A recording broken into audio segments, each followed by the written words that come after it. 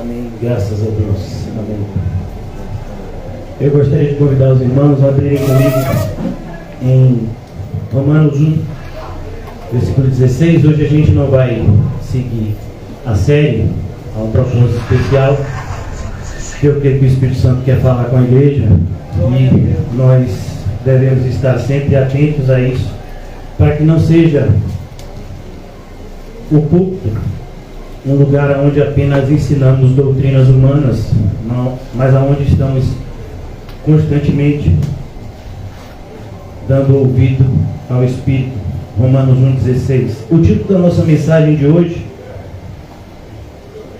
é um pouco forte, mas retrata uma realidade que eu creio que todos nós que temos um mínimo de sensibilidade espiritual estamos sentindo. Evangélicos modernos, uma vergonha para o Evangelho. Eu não sei se vocês estão ouvindo as últimas notícias, mas o mais novo escândalo do nosso país envolve pastores evangélicos. Nós não deveríamos nos surpreender com isso, mas o problema agora é que pastores evangélicos envolvidos com política, acerca de algo que nós já havíamos alertado várias vezes há anos atrás, que não se deve misturar o reino de Deus com o reino dos homens. E nós somos constantemente atacados por todos os lados, justamente por defender essa postura, porque grande parte dos evangélicos, uma vez que experimentaram o poder e o dinheiro, eles gostaram disso e não querem perder isso de forma alguma. E aqui em Romanos 1,16, eu convido vocês a lerem comigo um texto muito conhecido. O apóstolo Paulo, ele está escrevendo essa carta a irmãos que ele ainda não conhecia face a face. Quando a carta de aos Romanos, a igreja de Roma foi escrita, o apóstolo Paulo ainda não tinha visitado a igreja de Roma. É por isso que nós vamos ver na carta de Romanos uma espécie de visão panorâmica do Evangelho. Muitas pessoas chamam essa carta de o Evangelho de Jesus Cristo segundo Paulo, o quinto Evangelho. E aqui o apóstolo Paulo, já no início da carta, ele diz no versículo 16, capítulo 1, versículo 16 de Romanos: pois não me envergonho do Evangelho. Aqui a realidade era uma realidade muito diferente da nossa. A fé cristã era algo ainda muito pequeno, era algo ainda embrionário por muitos, e aqui você vai ver que Paulo faz uma distinção entre cristãos e judeus. Por muitos do Império Romano que não conheciam ainda o cristianismo, a fé cristã era conhecida como uma espécie de seita do judaísmo. Nessa carta Paulo deixa de maneira muito clara que não era isso, que o caminho da fé cristã é um caminho diametralmente oposto ao que seguiam os judeus da época do apóstolo Paulo. E por conta disso, por conta dessa visão única do Evangelho, que na primeira carta aos Coríntios Paulo chega a dizer que para uns é loucura, para outros é um escândalo, e Paulo justamente vai botar judeus e gregos, que eram as duas vertentes religiosas e intelectuais da época. E o apóstolo Paulo diz: mas para nós que somos salvos, o Evangelho é o poder de Deus. E a semelhança do que Paulo diz na carta aos Coríntios, ele o faz aqui em Romanos, e ele diz: eu não me envergonho do Evangelho. Eu não me envergonho de pregar a verdade de Cristo, Cristo crucificado. Eu não posso ganhar dinheiro com isso. Muitas vezes eu vou ser escarnecido, eu vou ser perseguido, eu vou ser denegrido, mas esse é o Evangelho. Esse é o verdadeiro Evangelho, é o Evangelho que salva. Nenhuma outra mensagem salva, por mais que tenha o rótulo de Evangelho. Então Paulo diz: eu não me envergonho do Evangelho, porque é o poder de Deus. O Evangelho é o poder não do homem, é o poder de Deus. Evangelho não é busca por riqueza, busca por autossatisfação, busca por uma saúde perfeita, busca por um sentimento, um sentimentalismo que domina a nossa sociedade. Quando vemos cenas como que um cachorrinho com a patinha ferida, uma criança fazendo cara de dor, coisas semelhantes, nós muitas vezes nos levantamos e dizemos que isso é uma injustiça, não pode acontecer, mas todos os dias o Evangelho é agredido e a gente não faz nada. O apóstolo Paulo, na carta aos Filipenses, ele diz que uma das funções do cristão é que ele foi levantado em defesa do Evangelho. Porque é o poder de Deus para a salvação. Perceba, para a salvação. O Evangelho moderno não tem salvação. O Evangelho moderno sequer fala a respeito de céu e inferno, que é onde a salvação, de fato, fará diferença. Aqui na terra, muitas vezes, até o túmulo, ninguém vai saber a diferença de um salvo e um condenado. Mas uma vez que os olhos se fecham, essa diferença será logo percebida. Todo aquele que crê, a salvação não é de quem conhece apenas a mensagem de maneira intelectual. A salvação não é sequer de quem prega a mensagem. A salvação é de quem crê nela. Porque muitos podem pregar essa mensagem e não crer. Fazerem isso como um professor que ensina matemática, como um técnico que ensina futebol, mas ele não morreria por essa mensagem e nem acredita que aquela mensagem o salva, mas é apenas um meio de ganhar a vida. Muitos pastores e, entre aspas, obreiros da modernidade veem no Evangelho um ganho de lucros. Isso já estava escrito, por mais que a gente se escandalize. Para a salvação de todo aquele que nele crê. E aí o apóstolo Paulo diz, do ponto de vista temporal, primeiro do judeu. Jesus veio para os judeus e os primeiros cristãos efetivamente eram os judeus, mas que não seguiam a liderança judaica, que fique bem claro que estava amaldiçoada. E também o grego. E o grego aqui junta todo o mundo não judeu. Porque por mais que o império fosse o império romano, mas a filosofia que estava por trás do império era uma filosofia advinda da Grécia. Até hoje é assim. Até o termo que a gente usa, vai se falar muito sobre isso até outubro, um termo chamado democracia. Esse termo é grego. Demo, povo, cracia, governo, governo do povo. Então aqui nós vamos ver o apóstolo Paulo dizendo: o Evangelho salva todo aquele que crê. Todo aquele que crê.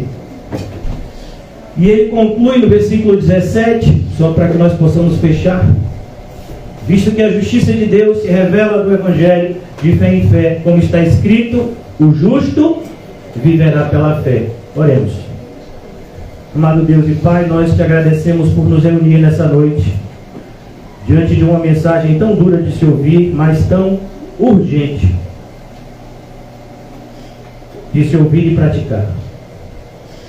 Ajuda-nos, Senhor, a nessa noite termos ouvidos e humildade para sermos exortados e estimulados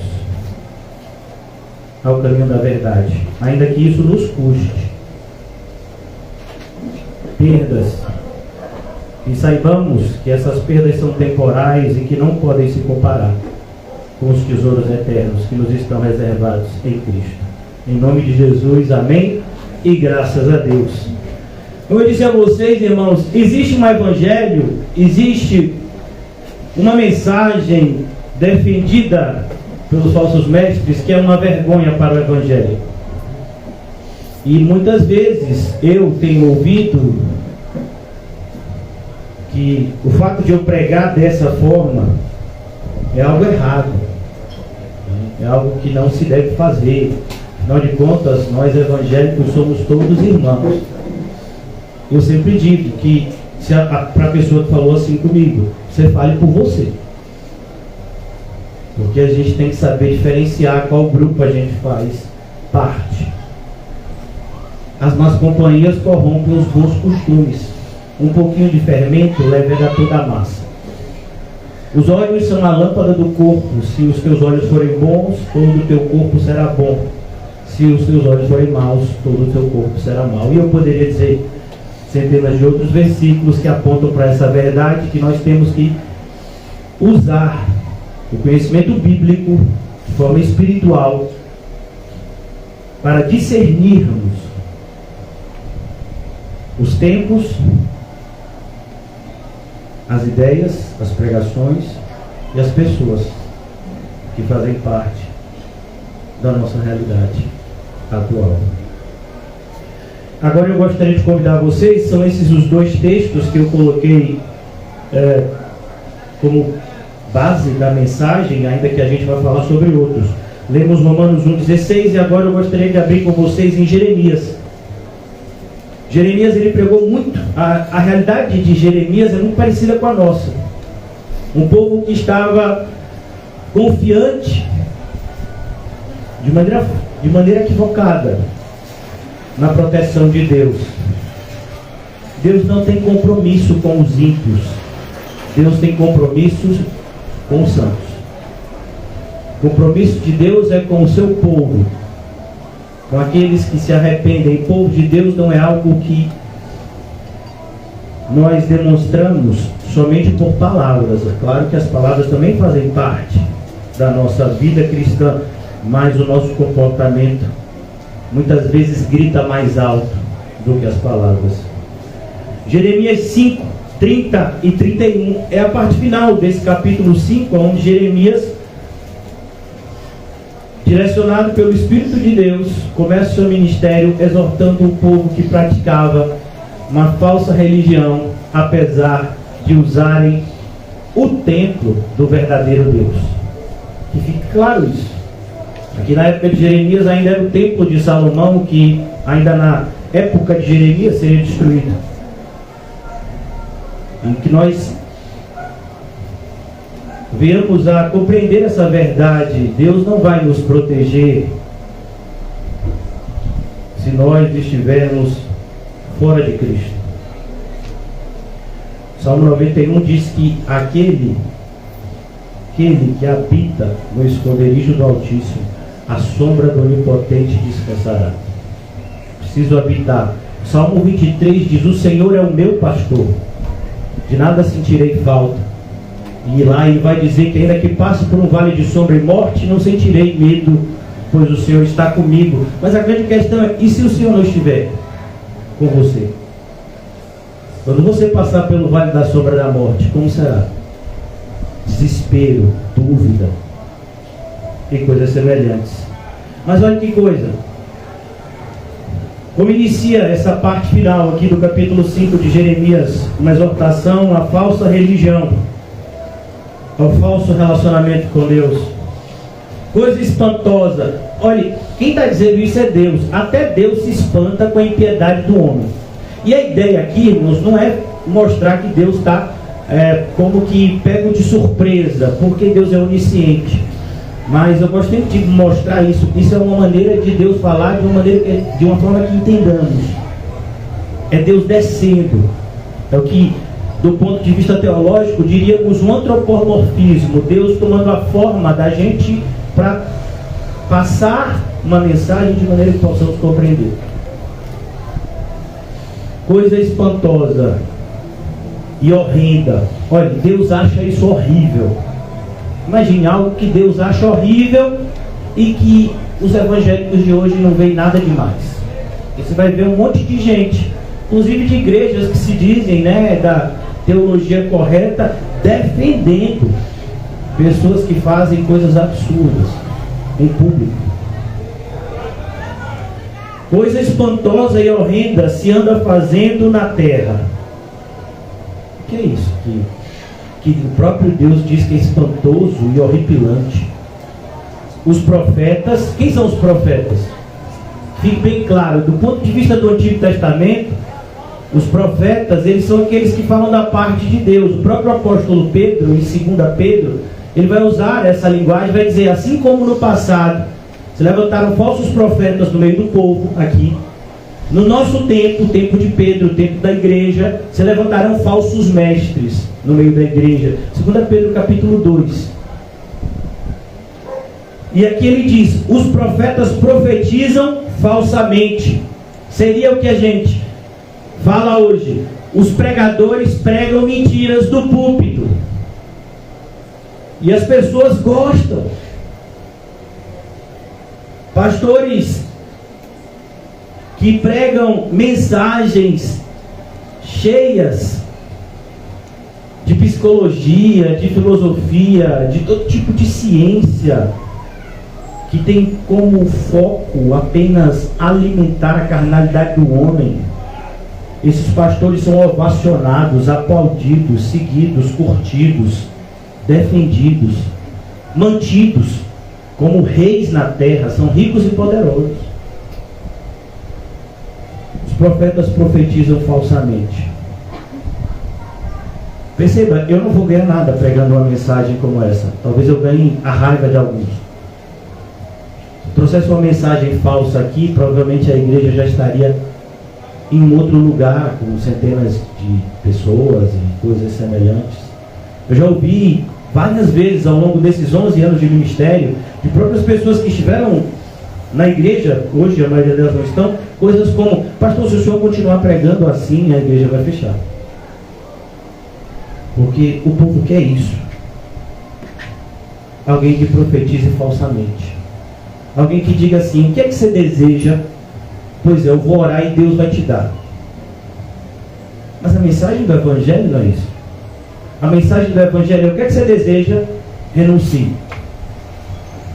E espere o que Deus tem para você, porque o que Deus tem para você é muito melhor do que o que o seu coração enganoso deseja. Essa é a mensagem do Evangelho. Mas não é a mensagem que os evangélicos gostam. Por isso que eu sou tão pouco benquisto, para não dizer outra expressão.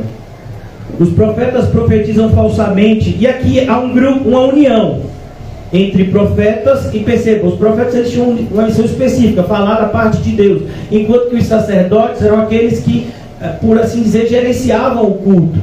Eles recebiam as ofertas, eles é que apresentavam as ofertas diante de Deus, eles tinham uma missão específica. Isso está bem desenhado no livro de Levítico. Quem puder ler vai ser bastante enriquecedor para o seu cristianismo. O livro de Levítico ele detalha esses sacrifícios que eram feitos exclusivamente por esse grupo de homens que eram os sacerdotes. Necessariamente eles vinham da tribo de Levi.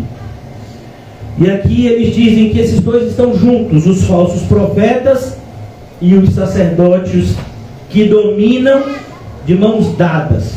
Olha que coisa. Eles dominam. Não sei, olha que coisa atual. Não é isso que tem acontecido com a igreja evangélica aqui no Brasil? As maiores denominações do Brasil é exatamente isso aqui. Eu tenho uma mensagem de Deus para 2022, e aí domina o povo. Isso tudo foi, não é nada novo. Isso se bebe de uma, e a gente vai falar, de uma igreja maldita, que é a Igreja Católica Apostólica Romana. Todo ano o Vaticano decide qual é a mensagem que vai ser o tema do ano. Tem até eles dão até um nome bonitinho para isso. Quando eu era menor, daquela mensagem, eles decidem, né, o tema. Campanha da Fraternidade. Campanha da Fraternidade, mas tem uma outra fala, que eles dizem qual é a mensagem que vai ser trabalhada pela Igreja Católica no ano inteiro. Tem um nome específico. E assim é as igrejas evangélicas. Você vai ver coisas como 12 dias para 12 meses de vitória. Isso é algo muito comum. Subida no monte para triunfar diante das dificuldades. Jejuar para vencer alguma adversidade. Todo tipo de barganha com Deus que não precisa de você para nada. E aí vai funcionar? Não, se um homem honesto, quando ele quando alguém tenta corrompê-lo, ele se levanta contra. Imagine Deus, que é santo, quando você tenta comprá-lo com algum tipo de obra, ou pior, com dinheiro. Mas não é isso que se faz hoje. E quando você fala, você ainda sai de ruim. Porque é isso. O povo quer a mentira, e a mentira é que é o certo. A verdade parece que virou o que é errado. A verdade é o que a minoria quer. Sempre foi assim, infelizmente. Os profetas profetizam falsamente, os sacerdotes dominam de mãos dadas com eles. Olha a união de uma liderança religiosa que fala de Deus, mas age em contrariedade às suas ordenanças. Versículo final, a parte final desse versículo, e é o desejo do povo. Olha que coisa, é o desejo do meu povo. O meu povo quer isso. O meu povo quem? Os evangélicos, eles querem isso. Eles querem isso. Hoje em dia, os evangélicos viraram massa de manobra no cenário político do nosso país. Assustador isso. Pastores pedindo propina para liberarem verbas públicas. E eu já dizia, alguns anos atrás, eu digo, olha, se algum evangélico for alçado a um cargo de poder e destaque, ele vai se corromper. Isso não é o que eu acho, isso é o que a Bíblia mostra. Irmão, só para você ter uma ideia, no mundo não tem ninguém, segundo a Bíblia, que chegue perto da sabedoria de Salomão. E ele tinha intimidade com Deus, fique claro, e ele se corrompeu por conta de poder e dinheiro. Imagine o povo de hoje, que não tem compromisso nenhum com Deus e não tem metade da sabedoria de Salomão. Está na Bíblia, só precisava você ler. Mas é isso, a gente não quer ler esse tipo de coisa. É como tem uma determinada denominação evangélica que poderia ser enquadrada facilmente como uma seita, que construiu o Templo de Salomão, supostamente uma réplica, e é inclusive lugar de turismo, né? Pessoas vão visitar essa construção. As pedras vieram de fora do país. E você diz assim, mas de que parte de Salomão esse templo representa? É a parte do Salomão amaldiçoado?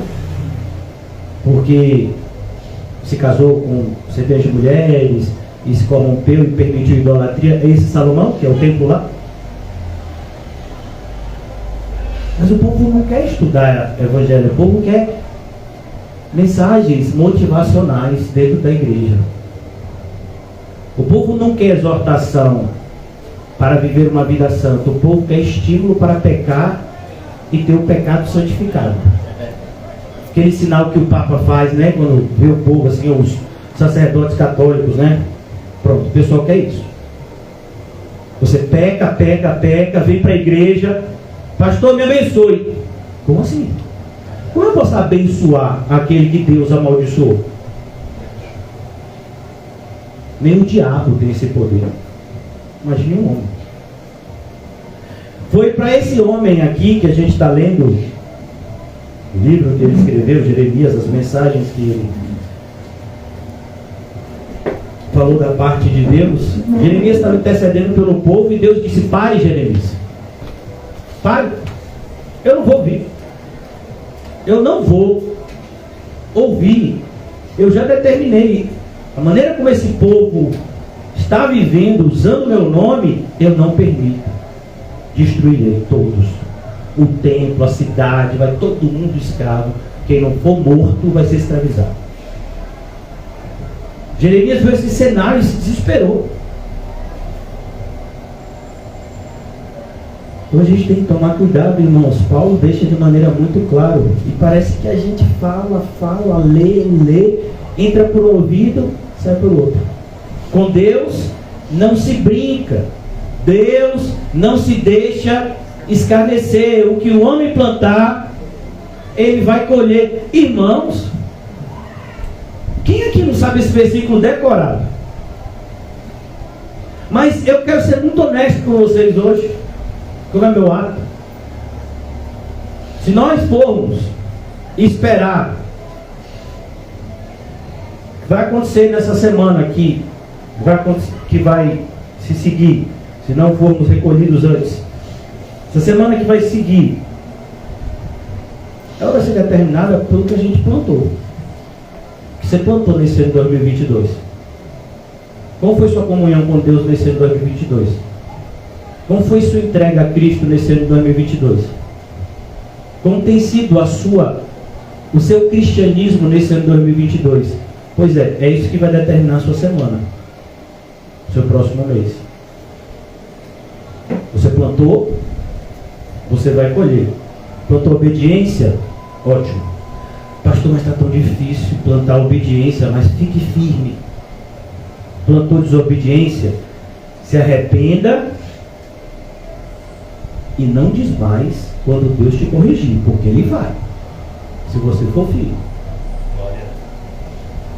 Ele não vai só exortar você, Ele vai te disciplinar severamente para que você não cometa o mesmo erro, para que você não ache que o pecado é algo banal. A correção é por isso. Não é um castigo dos condenados, é a correção dos santificados.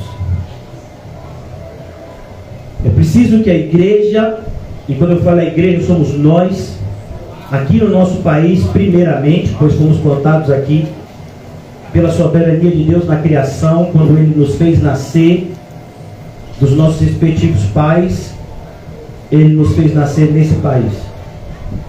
Estamos vivendo nesse país, nessa cidade, nesse estado, nessa geração. Temos uma obrigação de ser luz nesse local. E ser luz necessariamente significa repreender as trevas. E para isso é preciso coragem, disposição para lutar, disposição para ser ferido, disposição para saber que será perseguido, que haverá perdas. Mas muitas vezes nós não estamos dispostos para isso. E o texto que eu gostaria agora de ler, antes de trazer algumas breves colocações e concluir a exposição de hoje, está em 2 Pedro, é o texto que eu mencionei, e ele vai definir um pouco da cena do movimento evangélico no Brasil hoje. 2 Pedro. Perceba, esse texto foi escrito há 1900 anos atrás, mais de 1900 anos atrás, e parece que foi escrito hoje de manhã. Parece que foi escrito para essa semana. E os evangélicos estão sendo motivo de escárnio. Não do escárnio por ter a marca de Cristo, mas escárnio por serem considerados hipócritas, porque trazem uma mensagem que não vivem.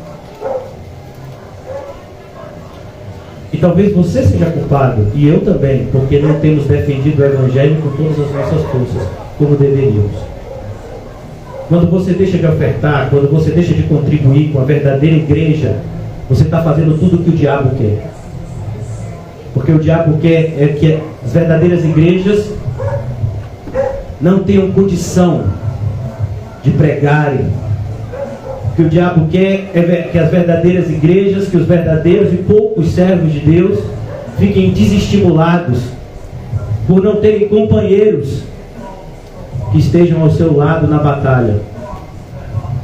Cuidado com a sua posição neutra, porque a neutralidade no mundo espiritual significa estar do lado do diabo. Jesus, de maneira muito clara, ele disse: quem comigo não ajunta, espalha. Se não é por mim, é contra mim. Não tem neutralidade. Ah não, mas eu tenho um parente, um tio, uma tia, um pai, uma mãe, um avô, sei lá, um melhor amigo, que é de uma falsa igreja, é uma pessoa tão boa, Eu não me incomodo de andar com ele. Então pronto, é para você essa mensagem.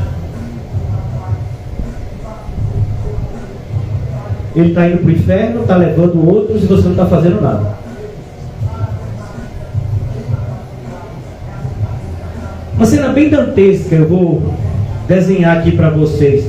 Se você visse, eu não gosto nem de pronunciar essa palavra, porque para o meu ouvido assim ela é muito forte. Se você visse um pedófilo pegando uma criança e levando para um lugar excluso, você ia ficar quieto? Você ia ficar quieto? Eu não iria. Você iria? Então você vê os falsos mestres enganando o máximo de pessoas que eles podem, você fica quieto e você acha que a cena do pedófilo é mais séria? Então você ainda não entendeu a seriedade do céu e do inferno. Como nós somos hipócritas. Um pedófilo pegando uma criança, uma cena dantesca. Mas a permissão, a permissividade dos crentes atuais em relação ao falso evangelho é um dos motivos dele crescer tanto. Porque não tem oposição.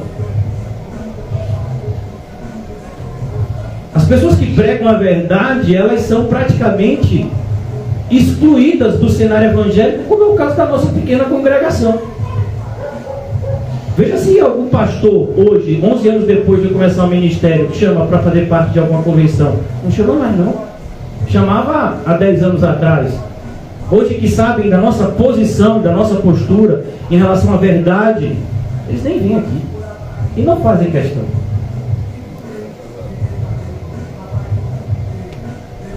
E o mais triste é que muitas das pessoas que congregam ou congregavam aqui, é difícil saber como essas pessoas se autodenominam, né? Porque elas não frequentam os cultos. Essas pessoas, elas se dizem salvas, crentes, conhecedoras do verdadeiro evangelho, mas elas não estão combatendo o bom combate. Como assim esperar a coroa da vitória, se você não faz parte do exército de Cristo? Sabe, são coisas lógicas para quem lê a Bíblia. Mais uma vez, mas hoje o povo não lê a Bíblia, não ora.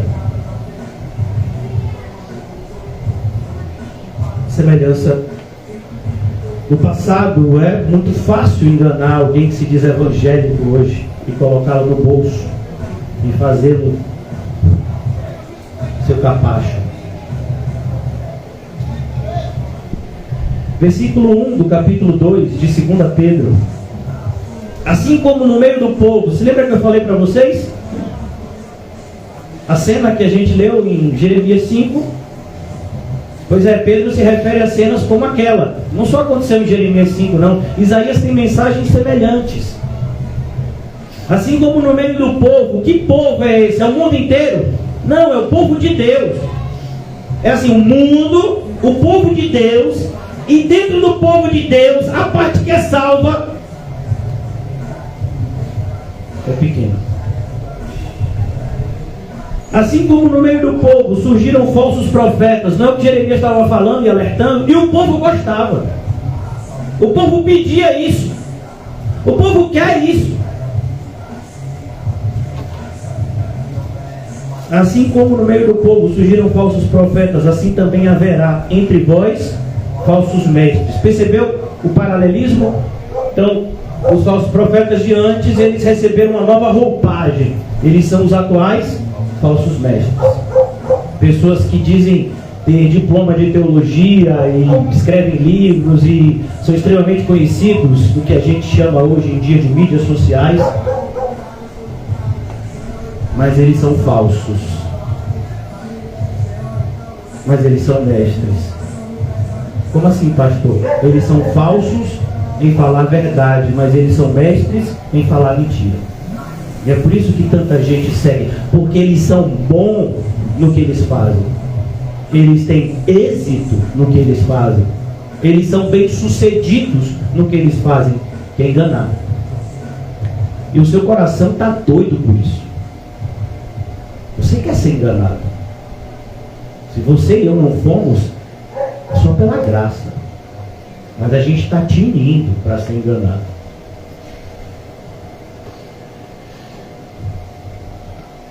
Assim como no meio do povo surgiram falsos profetas, assim também haverá entre vós falsos mestres, os quais trazer para dentro.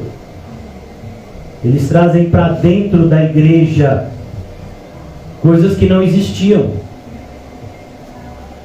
Nós estamos vivendo, nos últimos 100 anos, uma quantidade de novas mensagens evangélicas como nunca houve em 1900 anos, nesses últimos 100 anos da história da igreja. É uma quantidade absurda de novas mensagens que nunca foram dadas nos últimos 1900 anos, mas que agora pessoas especiais têm recebido, muito em virtude do crescimento da chamada igreja pentecostal ou neopentecostal, que vive em busca dessas alucinações, em busca dessas supostas experiências espirituais que revelam mentiras, porque a verdade está aqui, escrita. É você ler, acreditar e praticar. Eles introduzirão. E aqui você pode colocar pastoreio feminino, por exemplo, pastorado feminino, homossexualismo, permissividade em relação a isso, teologia da prosperidade, você é crente, vai ser rico, teologia da cura, você é crente, vai ser curado, e coisas assim. Assim também haverá entre vós falsos mestres, os quais introduzirão dissimuladamente. Eles, pastor, mas lá na falsa igreja eles têm uma Bíblia igual a de vocês aqui. Não, meu filho, eles vão usar o Alcorão, o Evangelho segundo o Espiritismo, e vai estar na porta igreja evangélica. Claro que não. Eles têm que dissimular. Eles têm que se disfarçar eles têm que se disfarçar de servos de justiça, como está escrito em 2 de Coríntios. Paulo diz, olha, como Satanás se traveste de anjo de luz, os seus servos se disfarçam de ministros de justiça. De maneira que os falsos mestres se parecem mais verdadeiros mestres do que os verdadeiros mestres. Assim como os falsos profetas pareciam mais profetas do que os verdadeiros profetas. Você daria ouvido para um profeta da idade de Jeremias? Na época de Jeremias? Só Jeremias pregava o que pregava. Todo o restante dizia que Jeremias estava louco. E aí você ficaria, mas só tem Jeremias. Todos os outros profetas falam algo diferente. Mas que Jeremias está doido, não é isso não. Mas Jeremias tinha do seu lado a palavra de Deus e o Deus da palavra.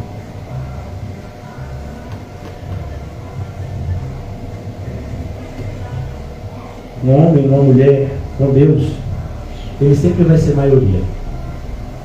Uma pessoa que tem a sua vida fundamentada na Bíblia, ela sempre vai estar certa,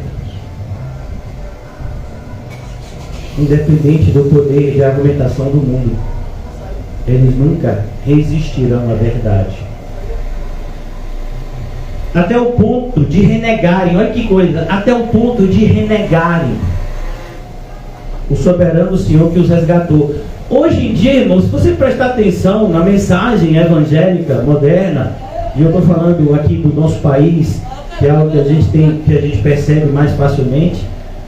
Os evangélicos hoje estão na televisão, são donos de canais de TV, têm páginas nas mídias sociais com milhões de seguidores. Cristo virou um personagem secundário no evangelho moderno. Tanto que as pessoas preferem figuras como Davi, Abraão, Isaac, Jacó, Enoque, do que Cristo. Muito menos Cristo e este crucificado. Quando se resolve falar de Cristo, é sempre Cristo curando, Cristo multiplicando pão e peixe. É sempre assim, é sempre essa parte de Cristo que é conveniente com os pecadores que não se arrependem e nem desejam. Eles renegam o soberano Senhor que os resgatou, porque o resgate é mediante sangue. Perceba que o que Pedro está falando aqui é da cruz de Cristo. Essa palavra resgate é uma palavra extremamente ligada ao Antigo Testamento. Quando você resgatava um escravo, você tinha que pagar por ele. Essa é a palavra. Eles negam esse resgate. Eu não preciso que ninguém me salve. Eu sou uma pessoa boa. Não preciso que Cristo tenha morrido por mim. Eu jejuo, eu oro, dou o dízimo. Como assim? Você está negando a sua necessidade de resgate? Ser resgatado. Os evangélicos hoje são assim. A mensagem de Tiago nunca foi tão atual. Não se apressem muitos de vós em serem mestres, porque padecerão duplo juízo. Se é uma coisa que a mídia social tem feito, é isso, mostrar esse desejo interior de 90% dos que se dizem cristãos de serem mestres. Sendo que eles não têm responsabilidade nenhuma com o que dizem. Grande parte dos escritos nas mídias sociais, dos evangélicos, são heresias, sentimentalistas, que não têm base na Bíblia. Mas as pessoas seguem mesmo assim. Talvez você seja um seguidor dessas. Cuidado. Porque aquele que vai atrás de um cego, que cairá no abismo, terá o mesmo destino que ele. Essa é a mensagem de Cristo.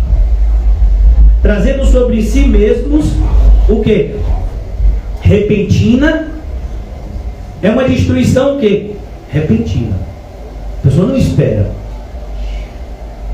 Louco, ainda hoje. Não é amanhã, não é daqui a um mês. Louco, ainda hoje virei buscar a tua alma. E tudo que você preparou, para quem será? Porque eu vou te levar para o inferno. Você conseguiu tudo que você quis. Você fez a faculdade que você queria. Você conseguiu comprar a casa dos seus sonhos. Você teve um casamento bem sucedido. Uma família bonita. Pronto, agora você morreu. A sociedade te aplaude. Cristo te condena. O que é que você prefere? A aprovação da sociedade ou a salvação de Cristo? Porque essas duas coisas estão em oposição. A própria família de Jesus diz que ele estava louco. Jesus, louco. Não foram os fariseus que falaram isso, não. Foi a família dele. E a gente, quando é perseguido pelos familiares, oh meu Deus, minha vida é tão difícil. Oh, mas não já estava anunciado isso? Tá, pastor. Ó, pastor, vou ter que deixar de frequentar um pouco a igreja porque minha família está me impressionando. Como assim? Não entendi. Ah, então você é o segundo tipo de solo? Que quando vem a perseguição, acabou a fé? Não, pastor, eu dou fé. Oh, mas está dizendo que vai sair da igreja porque estão exigindo isso de você? Não entendi. Meu marido, minha esposa disse que vai se separar se eu continuar vivendo o cristianismo como eu estou vivendo de maneira correta.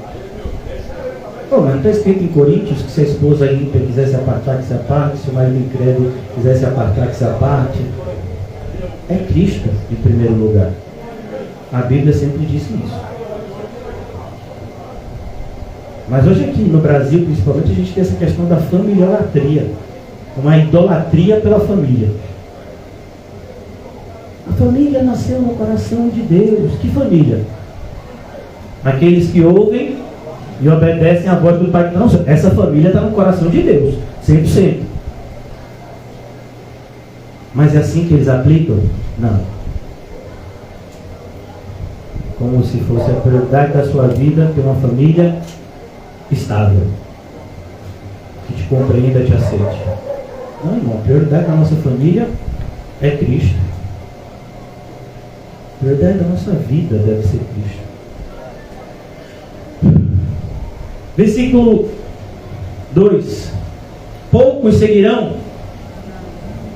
Poucos seguirão eles? Muitos seguirão eles. Porque você e eu somos tão atraídos pelos ensinos falsos? Olha, irmão, se a gente que tem o Espírito Santo é atraído por um ensino falso, imagine quem não tem. Se a gente que tem o ensino da Bíblia 4 vezes por semana, é 4?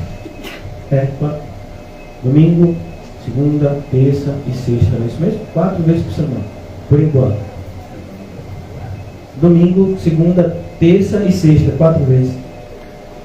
Se a gente que tem esse ensino, se a gente bate sempre na tecla da verdade, da cruz, do evangelho que dói, que machuca o nosso ego, a gente ainda é tendente ao erro? Imagine. Muitos seguirão as suas práticas libertinas. Percebeu? Você diz que tem fé? Sim, me mostre. Como é que você pratica a sua fé? É isso que aqui esse texto está falando. Diz que tem fé, mas as práticas são libertinas. A ideia de libertinagem, irmãos, não se resume apenas à imoralidade, mas significa permissividade a todo tipo de ensino contrário à Bíblia. Isso é libertinagem. Daí o próprio nome, teologia liberal. A teologia liberal não fala de imoralidade, mas a teologia liberal é uma teologia que diz que a Bíblia não deve ser levada ao pé da letra, mas que a gente tem que contextualizar de acordo com a nossa conveniência. Muitos seguirão as suas práticas libertinas, e por causa deles, é o que aconteceu essa semana, é o que tem acontecido. Aconteceu anos atrás, quando um líder evangélico foi preso com a sua esposa, entrando nos Estados Unidos com dinheiro não declarado dentro de uma Bíblia. Quando um líder evangélico foi preso há anos atrás, hoje ele virou até uma espécie de Marte, mas ele não foi preso por acreditar em Cristo, não. Ele foi preso por lavar dinheiro do tráfico de drogas. Saiu um vídeo desse líder evangélico ensinando os demais pastores, depois de um jogo de futebol, como enganar os crentes. Você acha que o número de adeptos da igreja dele diminuiu? Não. Multiplicou e muito. Anos atrás saiu uma reportagem sobre a fortuna que um outro líder evangélico tinha angariado, e ele usava tudo isso para gado, e ficou bem evidente porque logo depois, na época dessa reportagem, esse líder evangélico foi para a televisão, ele tem horários na TV aberta e fechada, chorar, dizendo que precisava de 30 milhões para poder pagar um programa de televisão que só fala de dinheiro. E aí depois, uma emissora de TV fez uma reportagem dizendo que ele tem em gado, em terras, muito mais do que isso. Mas ele está pedindo para pessoas que muitas vezes vivem em salário mínimo a darem para ele continuar vivendo a vida de milionário. E as pessoas dão. Inclusive a família da irmã Osana, uma parte é dessa seita, né, que eu me recuso a chamar de igreja evangélica, e disse que ela seria curada do câncer se fosse atrás desse falso mestre em São Paulo. E ela não foi. Por isso ela está no céu. Mas ela foi extremamente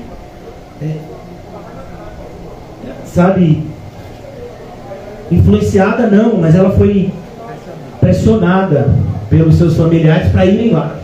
Vem cá, você está perto de morrer, vai lá, mas você não tem nada a perder. Como assim não tem nada a perder? Se eu for lá, eu nego tudo que eu professei até hoje.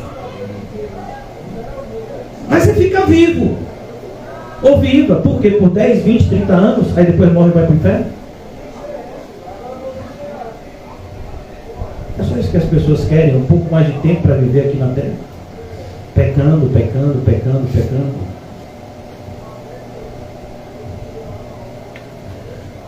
E muitos seguirão as suas práticas libertinas por causa deles. Por causa deles. Ficou claro? E eu quero te dizer que se você não se levanta contra eles, você está a favor deles. Não, pastor, não tem nada a ver com os falsos mestres. Mentira. Você não se levanta contra eles. Mas eu não defendo eles. Só ficar calado você já está defendendo.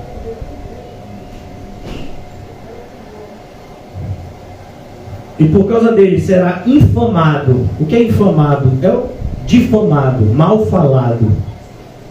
Hoje, essa semana, os evangélicos, eles foram colocados num pacote e todo mundo dizendo assim, ó, tá vendo aí, evangélico, eu no caso sou pastor, ó, tá vendo aí?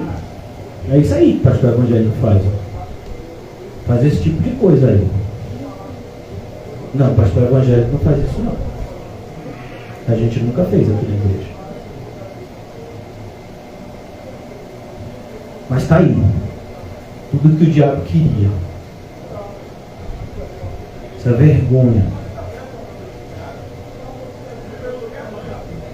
Talvez a gente tenha culpa. Porque não estamos pregando a verdade na altura devida. Será infamado o caminho da verdade. O que infama o caminho da verdade quando nesse caminho é pregado mentira?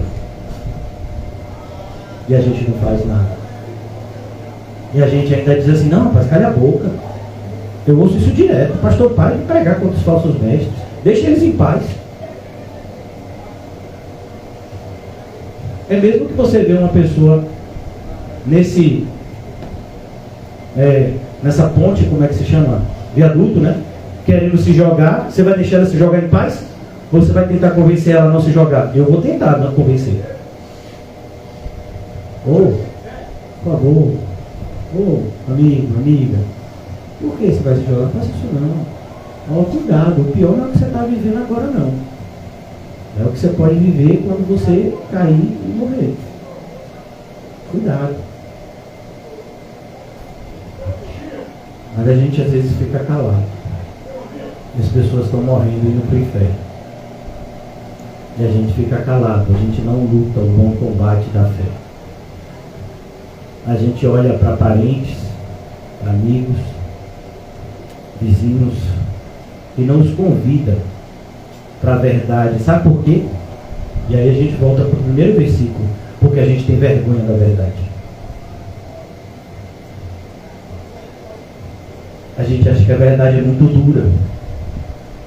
Que para a gente foi difícil de ouvir, imagine para outra pessoa. A gente gosta de mensagens bonitinhas. Também movidos por avareza. Avareza é uma palavra no original grego que significa amor ao dinheiro. Por isso que Jesus disse que você não pode ser avarento e cristão. Porque ou você ama o dinheiro ou você ama Cristo. Não pode amar os dois. Ou você serve ao dinheiro, mamon, ou você serve a Cristo. São movidos por avareza. Irmãos, os evangélicos de hoje só pensam em dinheiro. 90%, eu estou sendo até bem esperançoso. 90% das nossas escolhas a gente leva em consideração o retorno ou a perda financeira. Se a gente for fazer alguma ação na igreja, e aí, pastor, vai custar quanto?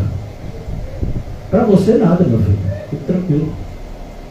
Tudo que custeia a igreja vem dessa caixinha aqui, que às vezes está até vazia. Mas é aqui. Mas as pessoas gostam de fazer coisas que elas possam botar a placa do nome delas. Como tipo, pastor, eu quero reformar o telhado da igreja. Aí você bota uma placa, diz, fulano de tal reformou o telhado da igreja. Pastor, eu vou fazer aqui, vou bater uma laje, fazer uns 2 andares, que Deus tocou isso no meu coração, mas eu quero declarar no imposto de renda essas doações que eu tenho feito para a igreja. Uma vez uma pessoa até falou isso comigo, eu disse, cara, você está brincando? Porque as pessoas não querem perder. E quando eu falo as pessoas, é a gente, viu? A gente não quer perder dinheiro. Quem fica aqui feliz quando perde dinheiro? Por que você não fica feliz? E quem fica infeliz quando ganha dinheiro? Muito dinheiro. Pastor, nunca aconteceu isso comigo. Mas se acontecesse, de você ganhar muito dinheiro rapidamente, você ia ficar muito infeliz? Muito triste, ia chegar aqui chorando, o que foi? O que foi, irmão, o que foi que você está chorando? Ganhei muito dinheiro essa semana, pastor, o que eu faço? Meu Deus! Nunca tive esse problema, nunca encontrei uma pessoa com esse problema. Alguém já encontrou? Normalmente é pastor, ou se empenou. Aí se preocupa. Também movidos por avareza. Será que não somos nós, irmãos? Por isso que a mensagem dos falsos mestres é tão bem sucedida. Porque eles falam que o povo quer ouvir. Está escrito em 1 João 4. O povo quer ouvir de dinheiro. O povo quer que os falsos mestres façam o que fazem. Inclusive, em 2 de Timóteo, Paulo fala sobre isso. Levantarão para si mestres, segundo as suas próprias concupiscências. O povo quer ouvir heresia. Então eles não têm nada demais a pagar com isso. É como o pessoal que tirou os seus brincos e apetrechos de ouro e disse para não, faz um bezerro de ouro, a gente paga o ouro aqui. Ó. Teve um pastor até que levou isso ao pé da letra e pediu ouro, não foi? 1 quilo de ouro para fazer um lobby com verbas públicas. Um pastor evangélico.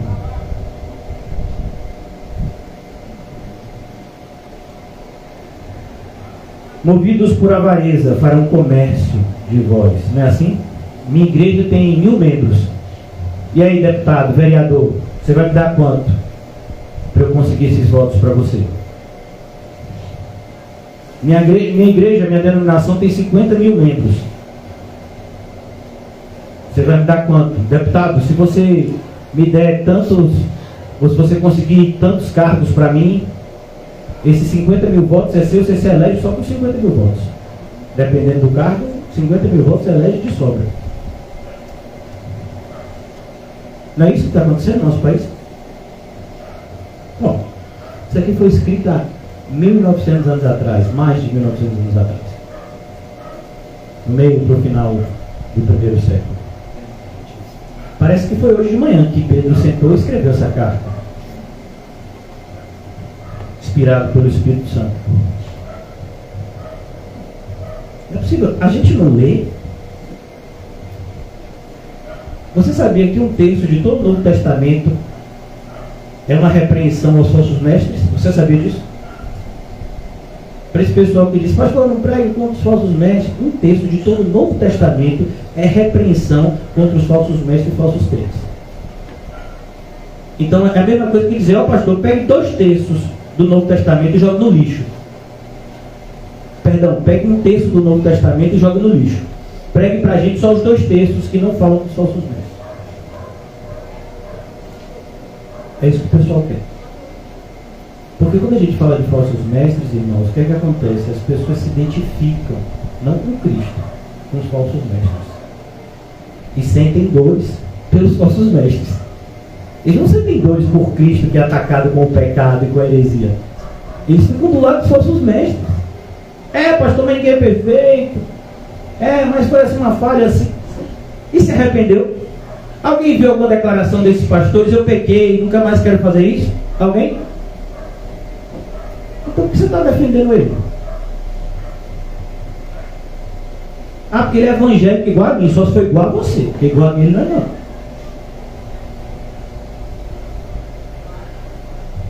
Também movidos de avareza farão comércios de vós. Com o quê? Porque o comércio, irmãos, é uma palavra, todos vocês estão familiarizados. Você chega no supermercado, no caixa, dá R$100 por caixa e vai embora sem nada? O que é um comércio? É uma troca de mercadoria. Só que a gente hoje em dia tem vivido nesse contexto. A gente não troca mais mercadoria por mercadoria, embora ainda exista em alguns locais. Mas a gente troca dinheiro por mercadoria. Isso é o comércio. É uma troca. Então aqui ele diz, eles farão comércios. Então para poder você dar dinheiro para ele, para poder você fazer o que ele está lhe mandando, ele vai ter que te dar algo em troca. O que é que ele vai te dar? A verdade? Não. Porque se ele te disser a verdade, ele não vai poder fazer com você o que ele quer. Se ele te disser a verdade, você vai fugir dele. Ele vai dizer, olha, eu sou um lobo, vou te levar para o inferno. Você fica com ele? Eu acho que até os falsos crentes correm. Então eles têm que trazer o quê? Palavras fictícias. O que é uma palavra fictícia? É uma palavra inventada. Deus me disse assim, ó. E aí eles dizem um monte de coisa mentirosa. E aí a pessoa diz, ah, isso mesmo, eu também senti. Claro que você sentiu, porque é o mesmo espírito do cão. Por isso que você sente igual ao falso mestre. Olha, quando ele pregou aquela mensagem, me arrepiei todo. Do falso mestre. Palavras fictícias.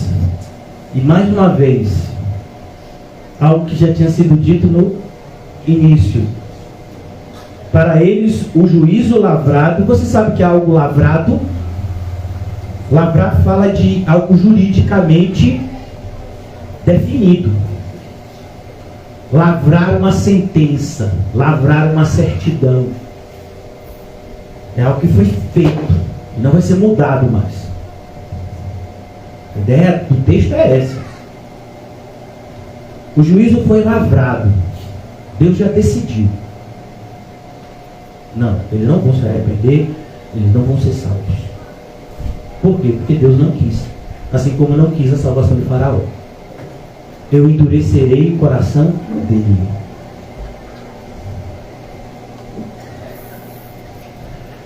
Para eles o juízo é lavrado a longo tempo. A longo tempo, ó. Não tarda. Você acha que está demorando? Você que acha. E a sua destruição não dorme. Olha o desespero. O crente dormiu, morreu, acorda no céu. O ímpio dormiu, morreu, acorda no inferno.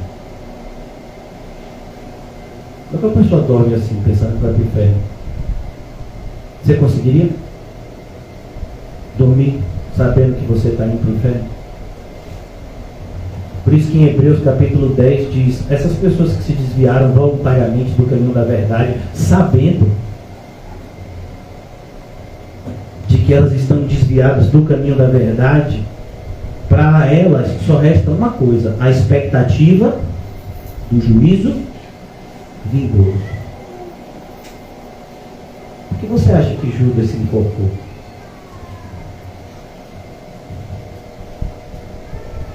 Porque ele se desesperou.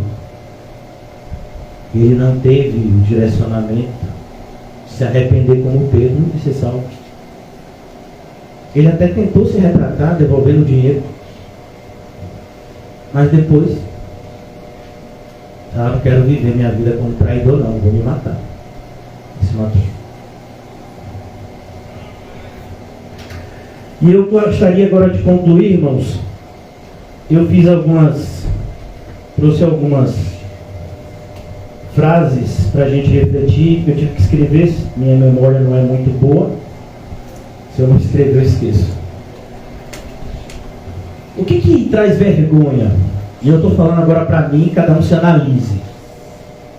Do ponto de vista da Bíblia, da gente que lê a Bíblia, da gente que ora, da gente que está conectado a uma igreja de Cristo que tem 2000 anos, uma porta que jamais se fechou e não se fechará, embora os ímpios e Satanás tentem tanto. Mas a gente precisa falar da verdade, e uma das mensagens da verdade é a condenação da mentira. E nós, como cristãos, somos luz nesse sentido. Um mundo cego, um mundo em trevas, nós somos a luz. Vamos deixar apagar nossa luz? Falamos recentemente no texto de Lucas 11, se não me engano, quem acende uma luz e coloca em um lugar escondido? Ao contrário, coloca no lugar mais alto da casa para que ilumine toda a casa. Não esconda a sua luz. Não se envergonhe do Evangelho. Sofra por amor a Cristo. E você não vai se arrepender disso, não. O que traz vergonha? A gente tem sentido vergonha, e eu falo, de um Evangelho cada vez mais parecido com a Igreja Católica, que os protestantes, há 500 anos atrás, se separaram. Hoje em dia, os ritos católicos têm sido ressuscitados, por assim dizer, trazidos de novo. Por exemplo, quando você vê uma igreja evangélica dizendo: dê o dízimo, traga aqui o comprovante do seu depósito na conta e você está salvo. Isso é algo que foi praticado pelos católicos há 500 anos atrás. Se você já estudou história no colégio, você aprendeu isso. No ginásio você aprende isso. Hoje nem se fala mais ginásio, né? Na minha época era ginásio. Você aprende da reforma protestante, de como Martinho Lutero se levantou contra as indulgências. Isso que é indulgências. A Igreja Católica dava determinados pedaços de papéis que autorizavam, dizia que a pessoa podia pecar e ainda assim ir para o céu. O movimento evangélico faz isso. Ah, você é um dizimista fiel, você é uma pessoa que dá muito dinheiro para a igreja, você é um político famoso, vai para o céu. Você é rico e poderoso? Céu.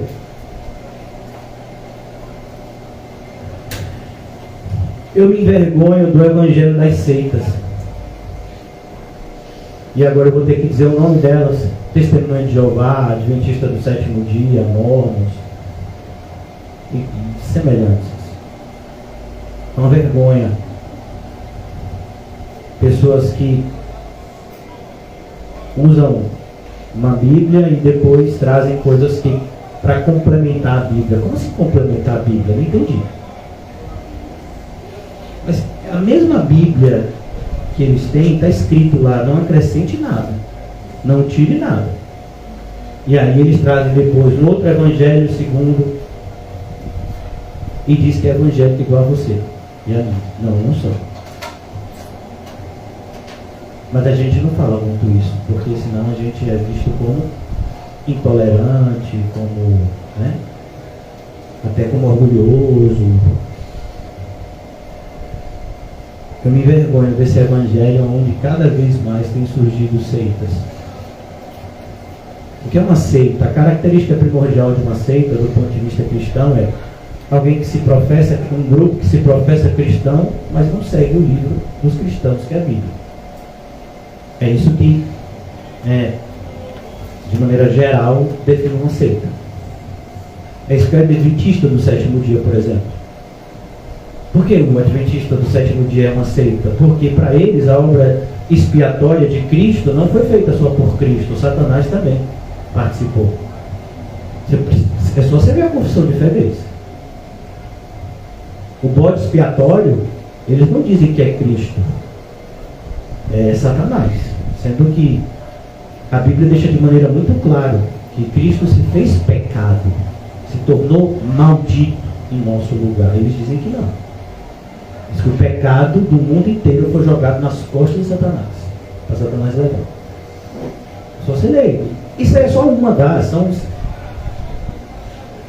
dezenas de heresias que esse grupo tem. Os mormons, os testemunhos de Jeová. Como assim testemunhos de Jeová? Não são os testemunhos de Cristo. Aquele que diz que conhece o Pai e nega o Filho, não tem nem o Pai nem o Filho. Mudam a Bíblia sem medo. Esse grupo pegou a parte que Jesus diz: ainda hoje estarás comigo no paraíso, e para defender uma heresia, botou uma vírgula na frase, que muda todo o contexto.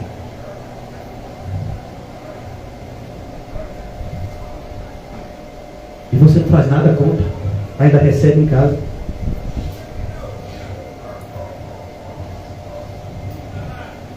E depois, não entendo porque esse cenário assim, você não entende, você tem ajudado.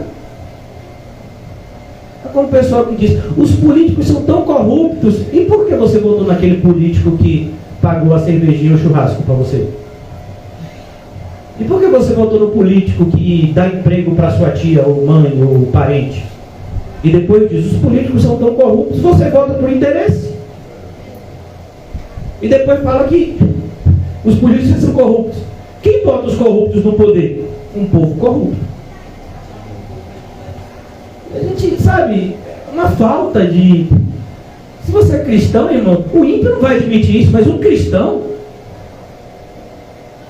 ele não esconde não, ele fala a verdade, inclusive a verdade que o condena. Por quê? Porque uma vez que ele confessa e deixa, ele não é mais condenado.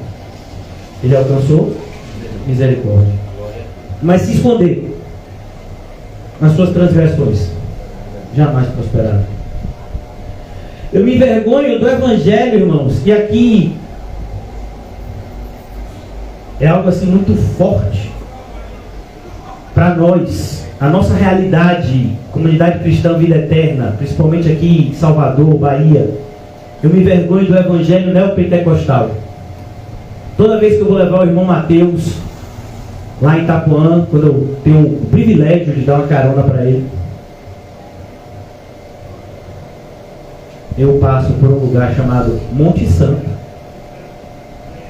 Está até fazendo uma obra. Olha que vergonha. O poder público está embargando essa obra. Por quê? Porque eles estão querendo fazer uma construção em um lugar de preservação ambiental. Ali não poderia fazer uma construção, porque ali faz parte das dunas. Aquelas dunas fazem parte de um local de preservação ambiental. Mas para os evangélicos, eles querem um local para falsa adoração. Eles querem um bezerro de ouro deles. E os políticos vão fazer, porque o evangélico hoje em dia dá voto. O falso evangélico.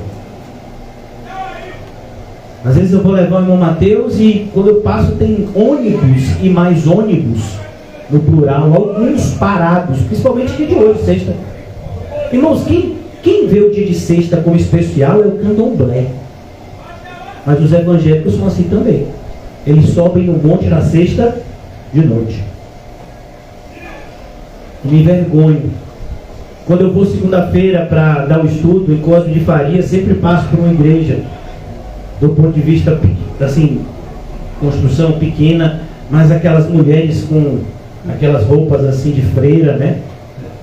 E girando, gritando, os homens com paletó e gravata e lenço, e gritando e pulando. Eu digo, rapaz, negócio menor do que a nossa igreja aqui, mas o pessoal pula e gira. Eu digo, rapaz, ninguém se bate, se machuca, e o negócio ainda é de vidro. Eu digo, imagine se batendo naquele vidro voando.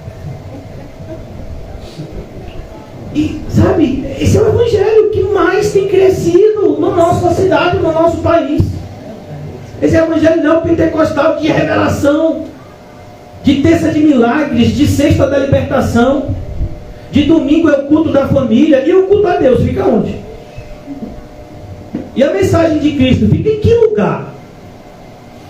Esse é o evangelho neopentecostal, onde as pessoas ouvem: você vai ficar rico, Deus quer te fazer poderoso. Nesses últimos dias Deus está levantando pessoas para terem sucesso e fazerem o nome dele grande. Desde quando Deus precisa que você tenha sucesso para o nome dele ser grande? Onde foi que você viu isso no Novo Testamento? Paulo sendo grande, Pedro sendo grande. Mas as pessoas ouvem essas mensagens e acham o máximo. É esse evangelho neopentecostal. Eu não sei a você, irmão, mas para mim dá novo. Pessoas que só pensam em dinheiro. Se você tem parentes, aderentes nesses locais, e você é permissivo com isso, cuidado, para que o sangue dessas pessoas não sejam contados na sua conta. Eu me envergonho, irmãos, do evangelho, e aqui vocês também vão ver como isso é atual, dos vendedores de fórmulas de felicidade. Tem um pastor, hoje eu vou falar bastante nomes, independente de quem ficar com raiva. Tem um pastor muito famoso nas mídias sociais chamado Cláudio Duarte. É um que tem cabeça branca, ele tem uma barba branca agora, né? E ele fala muito sobre esse negócio de casais. A maior parte das pregações dele é nesse sentido, e ele é muito bem pago. Pra você ter ideia, a agenda dele deve estar lotada até 2024. E ele fala muito disso, e ele vai falar coisas, né, como você tem um casamento feliz. Você vai encontrar várias mensagens dele com esse título no YouTube, por exemplo. As pessoas querem receita de felicidade. Como ser um empresário cristão de sucesso? como ter um ambiente familiar saudável. São essas receitas de sucesso que você encontra, sabe, se multiplicando nas igrejas e mais especificamente na internet. Antigamente eram livros que eram feitos, mas as pessoas hoje não leem mais livros. Então são e-books, mensagens audiovisuais que tem como tema essa fórmula da felicidade. Então o falso mestre descobre o que é que você gostaria de ter para ser feliz e ele te ensina como atingir aquele objetivo usando a Bíblia, supostamente com a ajuda de Cristo. Com a ajuda de Cristo? Satisfazer a sua carne? Pois é, eles ensinam assim. Quando eu vejo, olha, irmãos, eu acho um absurdo, mas na nossa congregação eu vejo pessoas compartilhando mensagens desse Cláudio Duarte, curtindo. Cuidado, porque naquele dia vai ser contado. Você acha que isso é uma pequena coisa? Não é. Você está dando risada por conta das heresias que esse homem fala sorrindo? Eu creio que não é sorrindo que ele vai chegar no inferno.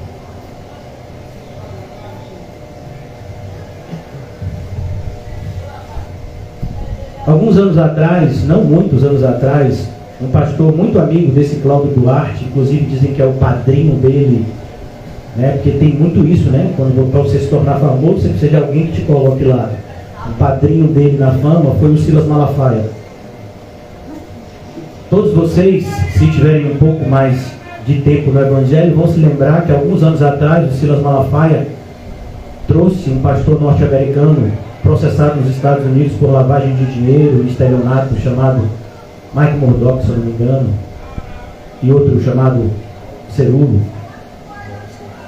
E ele pediu, eu estava no dia assistindo a televisão, ele pediu R$900. Quem desse R$900, quem ligasse e desse R$900, hoje ele pediria um Pix. Na época não tinha. Quem desse R$900 receberia vitória financeira. O que é vitória financeira? Eu não sei. E a maioria das pessoas que deu dinheiro também não sabe. Mas deram dinheiro mesmo assim. Porque vitória financeira na cabeça de um falso crente é: vou ficar rico. Eu vou dar R$900, eu peço emprestado aqui aos vizinhos, peço dinheiro emprestado ao traficante, ao agiota, porque ele me garantiu que se eu der R$900 eu vou ficar rico. Então eu vou dar R$900. E ele garantiu isso. Ele disse: Deus, ele está lá no YouTube, se você quiser ver essa mensagem, ainda continua lá. Ele diz: se você me der, Deus me revelou, ele usa o nome de Deus. Eu tive uma revelação de Deus que nesses últimos tempos Deus quer abençoar a sua igreja financeiramente. Ele usa exatamente essas palavras.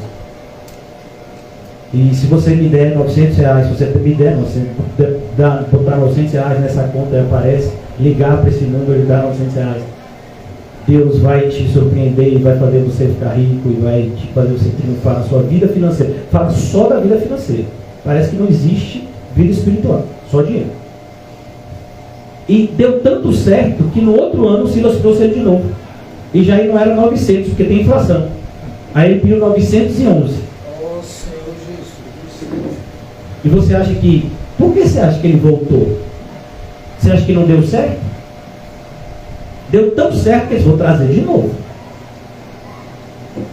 Pois é, se você não tem vergonha desse tipo de evangelho, eu tenho. Um evangelho que sai por aí pedindo dinheiro, usando o nome de Deus e de Cristo.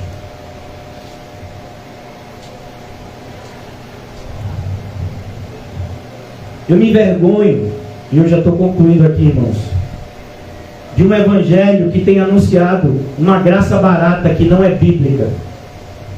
Eu não vou dizer nome não, nesse caso, porque a maioria de vocês já sabe quando eu falar.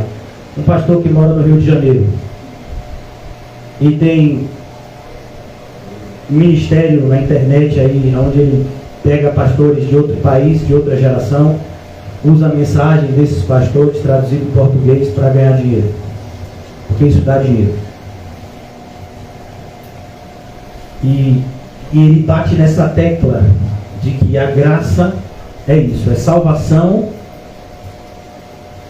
sem santificação. A mensagem dele podia ser definida nessa frase. Tanto que não se envergonha ele de dizer que tem um time de futebol que ele ama. Não se envergonha de compartilhar nas mídias sociais a ida dele a estádios de futebol, a influenciar os seus filhos a torcerem para o mesmo time que ele torce. Ele não se envergonha disso, muito pelo contrário. Ele expõe isso como se fosse algo assim, não somente normal, mas algo que todo crente deve fazer. Ele tem uma esposa extremamente atuante no seu ministério, que a sua vida é defender cachorros. E ela faz parte, de um grupo que diz: eu gosto mais de cachorro do que de gente. Eu me envergonho desse evangelho. Várias pessoas, até da igreja: mas pastor, ele faz um ministério tão bonito, tão assim, ele não é de Deus. Meu filho, tire as suas conclusões, porque eu já tirei a minha. E eu tirei pela Bíblia. A sua, eu não sei de onde é que você está tirando. Uma pessoa até gritou comigo há alguns anos atrás, porque eu disse isso. Quando a igreja ainda era na boca do rio. Essa pessoa não está mais na igreja. Porque a gente gosta. É isso que os intelectuais gostam. Igrejas como a Igreja Presbiteriana do Brasil, cheia dos seus intelectuais com seus doutorados em outros países, como o Brasil, como os Estados Unidos, África do Sul, Alemanha. Eles voltam para cá como doutores da lei e ganham bastante dinheiro com esse título que obtiveram no exterior. Escrevem livros, vendem esses livros. Eu me envergonho. Eu me envergonho desse evangelho. E finalmente, irmãos, eu vou fechar, ainda tinha outras coisas, mas creio que não será dita hoje. Eu me envergonho desse evangelho hipócrita. E agora eu vou falar um nome que me dói muito dizer. Um pastor que há muitos anos atrás vivia outra vida e parece que era outra pessoa. Hoje em dia é uma das pessoas mais conhecidas do nosso país no cenário evangélico, Paulo Júnior. Quando eu conheci esse pastor, eu conheci pela internet. Ele veio até aqui em Salvador. Eu não fui, porque tinha culto na congregação, na nossa igreja, mas teve gente da nossa igreja que disse: não vou assistir esse pastor insignificante. Vou assistir esse pastor que nem tão famoso era, não tinha 10% da fama que ele tinha hoje. E teve gente de lá da nossa congregação que foi assistir esse pastor famoso, tirou até foto com ele. Então, ele pregava uma outra mensagem. Ele vestia roupas mais simples, ele tinha um estilo de vida simples. Hoje, esse homem construiu uma igreja na cidade que ele mora, com dinheiro da igreja, uma igreja particular, que é dele. Escreveu um livro que diz que é evangélico, dizendo: carta aos meus discípulos. E desde quando a gente faz discípulo para a gente? Mas ele diz que é dele. Se envolveu com política, defendeu abertamente o atual presidente da República na época das eleições, das últimas eleições. Se tornou uma pessoa extremamente rica e poderosa no cenário evangélico. E grife isso: hoje ele é rico e poderoso. Mas ele não era assim. Eu nem sei, porque os vídeos antigos dele, eu soube que ele está tirando da internet. Mas tem um vídeo que ele fala da vida dele, que ele era usuário de drogas, que ele vinha de uma família humilde. E hoje é um milionário. A ponto do falso mestre Silas Malafaia botar isso na cara dele. Vem cá, esse pastor Paulo Júnior aí está dizendo que prega esse evangelho verdadeiro, né? Ele fala que eu sou um falso mestre. Vocês já viram um carro que ele dirige? Essa palavra é de Silas Malafaia, que foi investigar a vida dele. Eu não tenho dinheiro nem tempo para investigar a vida de Paulo Júnior, mas Silas Malafaia fez, que estava sendo mal falado por uma pessoa que também é poderosa e rica. Desagradou a ele. E ele disse: você sabe o carro que ele dirige, a casa que ele mora? Ele é um hipócrita. Um hipócrita falando de outro. Mas é triste quando o hipócrita se traveste de um verdadeiro crente. Pegar a mensagem desse Paulo, as mensagens de Paulo Júnior de anos atrás. Mensagens edificantes até hoje. Você vai ver que ele é uma pessoa bastante ortodoxa. As pregações dele dificilmente vai ter heresias e perversões da Bíblia, mas a vida dele é uma vergonha para o Evangelho. Literalmente ele mudou de vida, ele deixou de ser pobre, ficou rico pregando o Evangelho. Você não vê isso na Bíblia? Eu me envergonho disso. Embora tem muitos que vão dizer, não pastor, mas Paulo Júnior é um homem de Deus, só se for para você. Para mim ele deixou de ser há muito tempo. Eu me envergonho. É preciso que a gente se posicione. Enquanto você curtir e compartilhar conteúdo desses falsos mestres, enquanto você viver essa vida tolerante e permissiva que você tem vivido, enquanto você não tomar o seu lugar no exército de Cristo para guerrear o bom combate da fé, não abra sua boca para falar do que aconteceu no Brasil essa semana, de como isso te escandalizou. Porque você tem vivido dessa maneira permissiva e tolerante, é igual a esses pastores que ganharam dinheiro fazendo lobby. Ah, pastor, mas eu não faço o que eles fizeram. Você pode não fazer a mesma coisa, mas do ponto de vista de Deus é até pior. Porque nós que estamos aqui constantemente estamos recebendo a mensagem da verdade. E ficamos em cima do muro, quando isso nos custa alguma coisa. Quando a nossa fala vai ofender alguém, quando a nossa fala vai ofender a nós mesmos, quando a nossa fala vai trazer sobre nós algum tipo de perseguição ou perda, aí a gente atenua. A gente adocica um evangelho que deveria ser o sal do mundo. A gente coloca em meia luz aquilo que deveria estar brilhando fortemente. Porque a gente quer um evangelho confortável, não um evangelho que nos confronte. A gente precisa repensar. Independente de Jesus voltar na nossa geração ou não, os nossos dias estão se findando. Ou Jesus volta, ou a gente morre. Nesses dois casos, nos encontraremos com Cristo. A grande questão é: de que forma nos encontraremos com Cristo? Como condenados ou como salvos? E todos vocês já foram exaustivamente ensinados que a diferença dos salvos para os condenados fica bem evidente no estilo de vida de um e de outro.